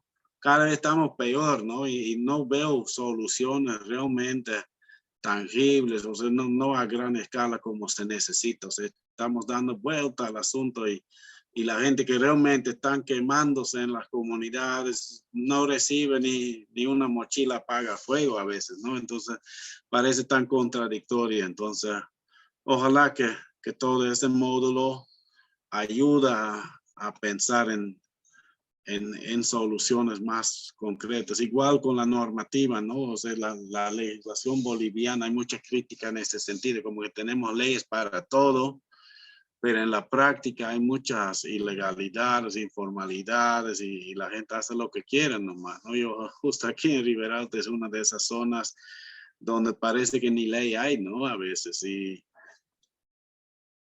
a veces es también porque hay leyes que no van a acorde a la necesidad, ¿no? Para entrar un poco más en detalle, como tenemos unos 10 minutos todavía. En el tema de la castaña, por ejemplo, hubo una propuesta, me imagino, desarrollada principalmente en La Paz, de una norma de garantizar un poco el aprovechamiento sostenible, donde decidieron que 6% de la castaña, o sea, divide tu área en 100 partes y 6% lo tenés que dejar toda la almendra allá, supuestamente con un objetivo de sostenibilidad ambiental. Y realmente no había estudios científicos que respaldaron esta idea, porque ecológicamente la castaña produce muchísima castaña. La verdad, en las áreas donde la gente recoja hasta el 97% y no se ve mucha regeneración. Pero si vemos ya el proceso de regeneración de la castaña, había sido mucho más dependiente del ser humano más bien, o sea, el ser humano que lleva esta almendra y asegura que llegue en el barbecho o el hochi que haga ese mismo trabajo, facilita la regeneración. Dejar miles de almendras en el monte no te garantiza mucha regeneración. Entonces, ecológicamente no era una norma muy fuerte, digamos, bien fundamentada. Pero peor era en lo social y en lo económico. Aquí hasta se matan para poder sacar la castaña del vecino, digamos, ¿no? Y pensar que ahí van a dejar la almendra así nomás en el monte, en un lugar donde nadie va a poder controlar, porque no hay fiscales, no hay juzgados, no hay policías en esas zonas. O sea, y económicamente también, ¿cuánto nos va a costar dejar 6% de la almendra en el monte cuando tal vez podemos hacer un viverito y producir esos plantines de una forma mucho más barata, digamos, ¿no? Entonces, había varios aspectos que la gente aquí saltó y dijo, no tiene sentido esto. Y al final nunca se aplicó la norma. Entonces, fue todo un gasto inútil, digamos, de aprobar la norma, de tratar de implementarla y al final nunca la anularon, pero tampoco nunca la implementaron. Quedamos con otra norma en vano, digamos, ¿no? ¿Y por qué? Porque no se hizo un trabajo conjunto con los actores de la castaña, con los investigadores ecológicos, con los ambientalistas, con los sociólogos, los economistas que conocen esta área, que podría haber hecho una norma mucho más razonable, ¿no? Considerando esas prácticas ancestrales de cómo maneja la castaña en las comunidades. Todo eso no se incorporó, digamos, ¿no? Es un trabajo demasiado ligero, yo creo, desde la parte que lo planteó la norma. Y eso un poquito va en la misma línea de lo que Juanito concluye, ¿no? O sea, tiene que ver algo coherente con la realidad local, tiene que ver propuestas que realmente se adaptan a esos medios de vida y no esta gente que está incluso pescando en vez de ir al colegio en cierta parte del año. Entonces, hasta el colegio debería adaptarse a esa realidad, ¿no? Aquí con los ESEJAS lo han criticado algo similar. Igual van una parte del año a las playas de los ríos a recolectar huevos, peces y todo esto.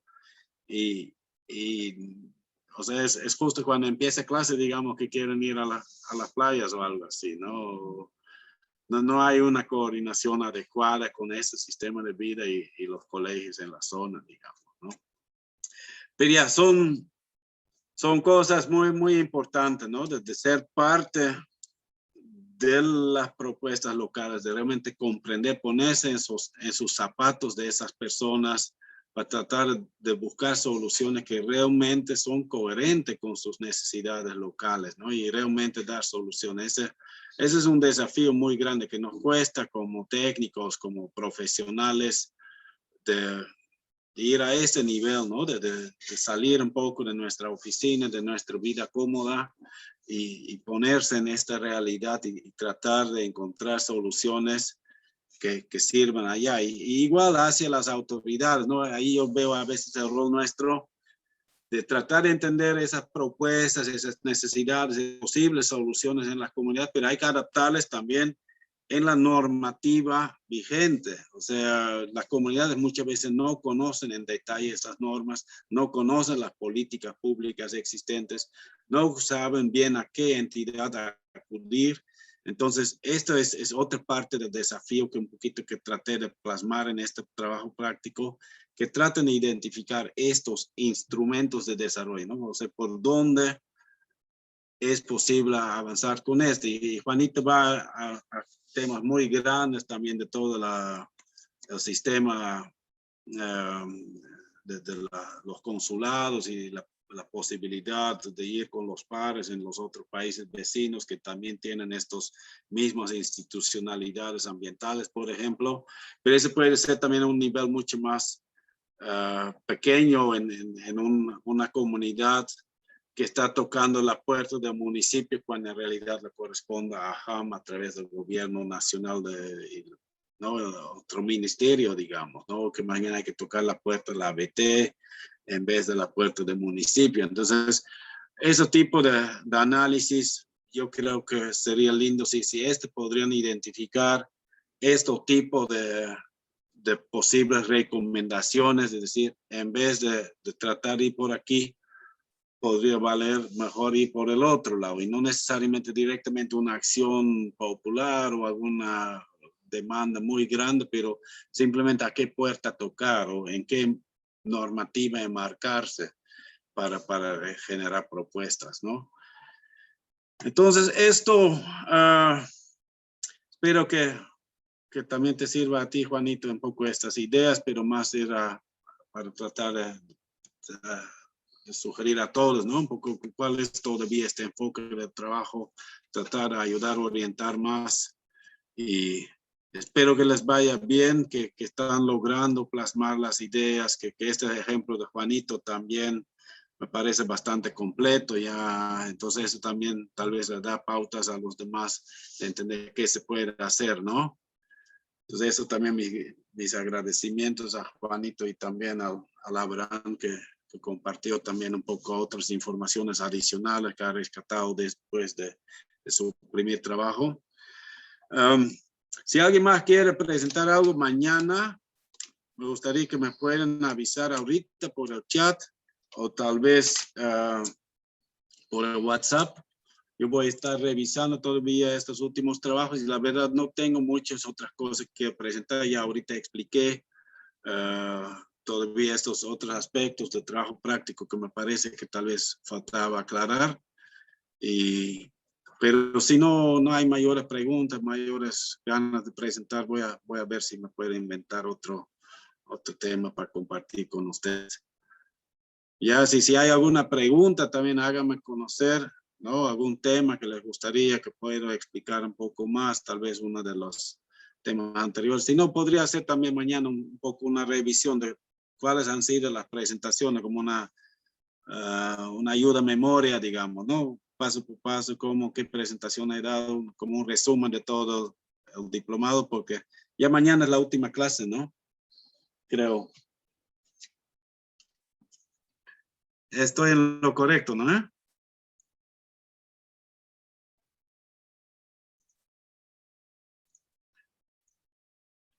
Ya, entonces, eso creo que voy a hacer para mañana, una evaluación general de qué hemos trabajado.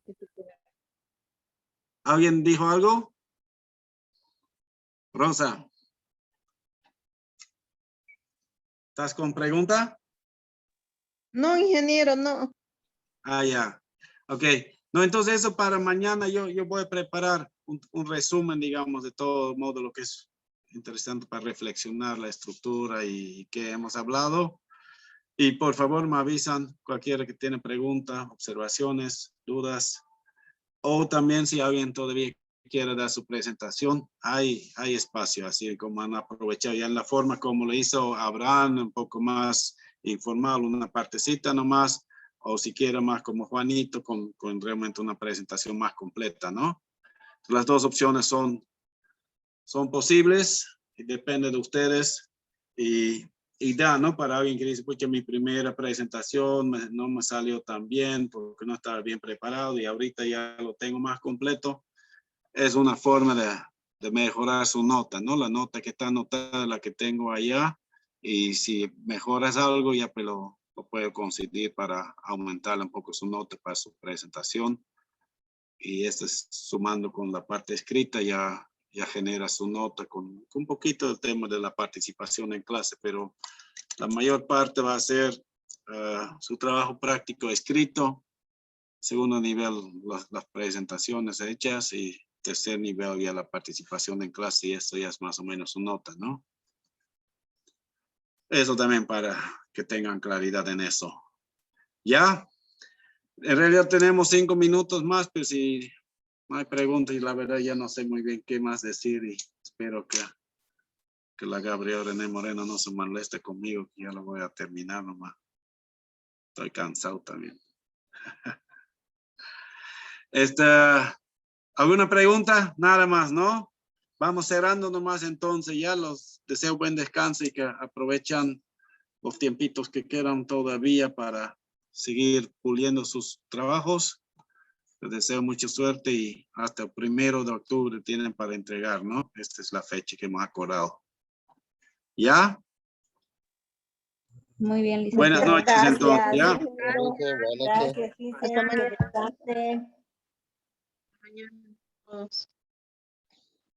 Hasta mañana, licenciado. Hasta mañana. Mañana, buenas noches. Buenas noches, Inge. Hasta mañana, compañeros. Buenas noches, Inge. Buenas noches, compañeros. Hasta mañana.